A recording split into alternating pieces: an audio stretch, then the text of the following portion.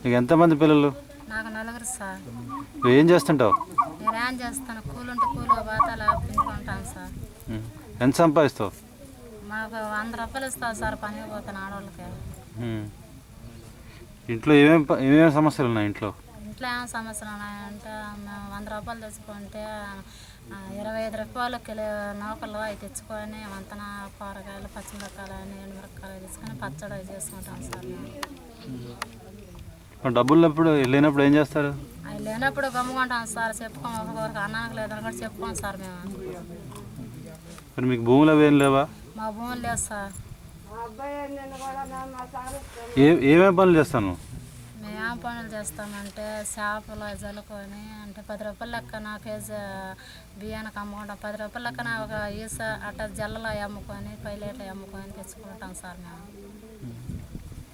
మరి నువ్వు అప్పు ఎందుకు చేసావు? అప్పు ఎవరి దగ్గర చేసావు? ఎంత ఉంది అప్పు? మేము 15,000 రూపాయలు ఉన్నాం సార్. ఎవరి దగ్గర చేసావు? ఎందుకు చేసావు? ఎందుకు చేసావు? పిల్లాడికి ఒక అబ్బాయి కంటే ఆటలాట ఆడుతుంటే బేస్మెంట్ అనేసి పడిపోతే ఎముక బయటకు వచ్చేసలేక అబ్బాయికి 7,000 రూపాయలు తీసుకొని పుత్తూరుకి వెళ్ళాం సార్ మేము.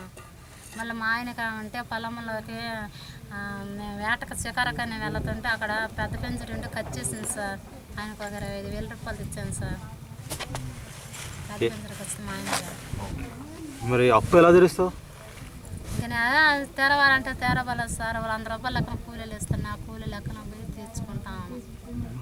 మరి అప్పుకి ఏం చేసావు? మరి అప్పుకి గ్యారంటీ ఏమి ఇచ్చావు? గ్యారంటీ అంటే మా ఆయన బాలంట వచ్చి ఫామ్ వచ్చి తెచ్చుకొని ఖర్చు పెట్టుకున్నాము. తర్వాత అంటే నా కొడుకు చేయి విరిగితే నా కొడుకు తెచ్చుకోవడము, నా పెద్ద కొడుకు గుండె జబ్బు అని వస్తే మా అబ్బాయి మీద మళ్ళీ 10,000 రూపాయలు తెచ్చుకున్నాం సార్. పెద్ద కొడుకు గుండె జబ్బు వచ్చింది. మరి అప్పు నీకు ఇచ్చినందుకు రెడ్డికి ఏమి ఇచ్చారు మీరు? మేము ఏమీ లేదు సార్. మేము శ్రద్ధలు చేసుకొని సెలబెట్టుకుంటామని రెడ్డికి పోతాము. మరి ఇందాక చెప్తున్నావు మరి మీ పిల్లోడిని అక్కడే పనికి పంపుతున్నావు అని.